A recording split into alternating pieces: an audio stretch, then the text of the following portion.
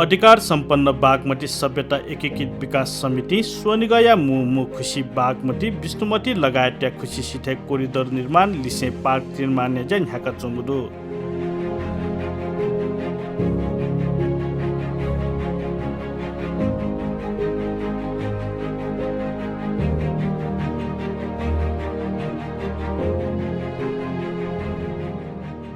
अधिकार सम्पन्न थुगु संस्था खुसिया जगतेला कया त गुथाया त लिटका त ता लागु दुसक गुली थासे पुरातात्विक सम्पदा हे नंका जयाना चुंगु थका स्थानीय बासिते सदोपम पिया चुंगुदु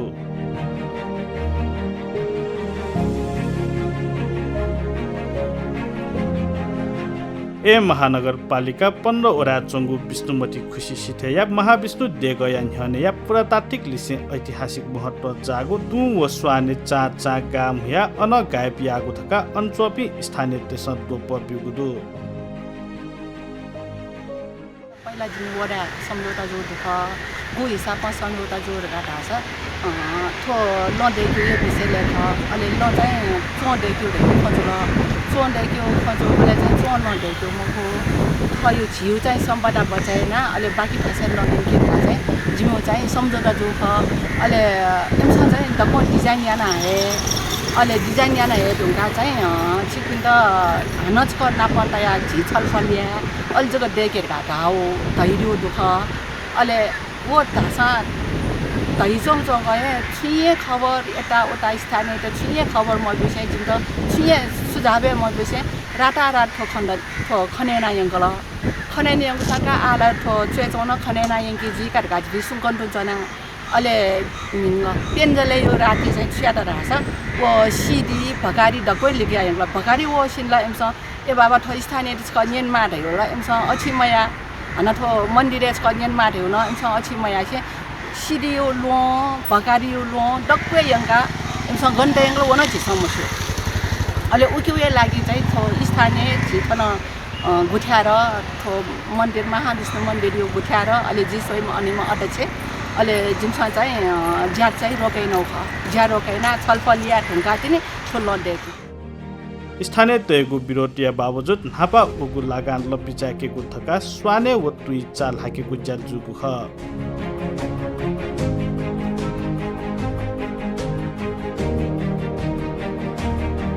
निरन्तर स्थानीय तयगु दबाव व संघर्षया कारण उगु तु व स्वाने गठे ख अथे तयगु व उया सिथे ल देकेगु सहमति जुगु ख जिमो विचार चाहिँ पहिला चाहिँ थियो थो गु चा पुरेन तौ दुख वो पहिला बागमती आयोजना यो पुरै या लिपा डेकबिरका इनु प्रतिबद्धता दुख अहिले लिपा जोबले लवैरका धारा धारा इनु चो लडेको विचार खै थो लिकै मबु आन एमस कोन लडेका वो लिमका चोन लडेको चाहिँ इनु विचार जो दुख अहिले जिमसा चाहिँ आरो कैना आ चाहिँ लिका त चाहिँ छिमसन लिका वडा लिकान बिरयो निर्णयला जुल तर वडा निर्णय मौखिक रूपमा चाहिँ थाल मौखिक अंश माने मजिया जिम त चाहिँ कागज रूपमा चाहिँ जिम त वो बिल लाग्छ तिनी अथवा चादको हटायन बिरका तासा जको थो ल चाहिँ कायम ल देखि का चाहिँ जिमसा चाहिँ उजाल थते सहमति कथन हापाल हाका तगु चालिकागु छोले स्थानीय तेत खबर मयासे अनदुगु पुरातात्विक महत्व जागु छु तु व स्वाने कायपियागु स्थानीय थागुदु अथे अधिकार सम्पन्न बागमती सभ्यता एकीकृत विकास समिति थासा पुरातात्विक सम्पदा या त बचैयाना सरकारी मापदण्ड कथा थनुल देके तेनागु दाबी यागुदु यहाँ चाहिँ अधिकार सम्पन्न बागमती सभ्यता एकीकृत विकास समितिबाट विष्णुमती नदीको किनारामा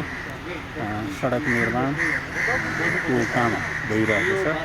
अन्डरपास निर्माणको काम भइरहेको छ र विष्णुमती नदीको ब्युटिफिकेसनको लागि यसको मापदण्डभित्र 20 मिटर पर्छ मापदण्डभित्र चाहिँ ब्युटिफिकेसनलाई पार्क निर्माण गर्ने लगायतका ग्रिनरी लगायतको काम भइरहेको छ अहिले हामी माथि नयाँ बसपाटको अन्डरपासको काम कम्प्लिट गऱ्यौँ त्यस्तै गरेर हामीले सेवा भएको पूर्व अन्डरपासको काम कम्प्लिट गऱ्यौँ र यहाँ अन्डरपासको काम कम्प्लिट गर्ने क्रममा मोनुमेन्ट यहाँ छ यो पुरानो पुरातात्विक चिज छ यसको पनि संरक्षण गर्दै बाटो पनि निर्माण गर्ने र पुरातात्विक चिजको संरक्षण कसरी गर्न सकिन्छ भन्ने सन्दर्भमा सम्बन्धित उपभोक्ता र वडा कार्यालयसँग वडा अध्यक्षज्यू लगायत प्रतिनिधि अधिकार सम्पन्न लगाउन सक्दै बसेर छलफल अन्तर्क्रिया गऱ्यौँ र एउटा निष्कर्ष वडा कार्यालयमा निष्कर्ष निकाल्यौँ। त्यही निष्कर्ष अनुसार यसरी काम हुन्छ भनेर उपभोक्तालाई पनि स्पष्टसँग जानकारी गराउनु।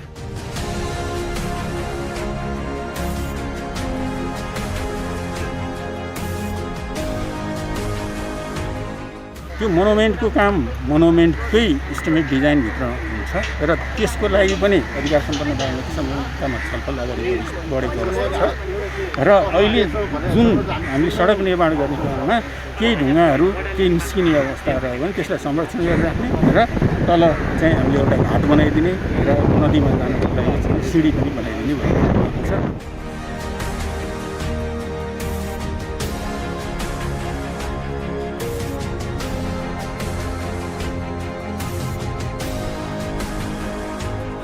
कोरोना महामारीको कारणले गर्दा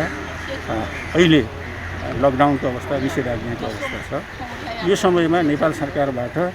निर्माणका सामग्रीहरू रातिको समयमा र बिहान 5 बजेभित्र मात्रै निर्माणका सामग्रीहरू ओभरलोड गर्न पाउने भन्ने निर्णय गरेको छ। त्यही निर्णय अन्तर्गत यहाँ जुन फाउन्डेसन खन्दा परिदृश्यको माटोहरू यो सडकमा राख्ने कुरा भएन। यसलाई चाहिँ बाहिर टिपरमा लिएर गएर बाहिर निश्चित ठाउँमा तोकिएको ठाउँमा लिएर गएर चाहिँ फाल्न पर्ने भएको हुनाले बेलुका रातिको समयमा निर्माण सामग्री उपसार गर्नुपर्ने हो। ती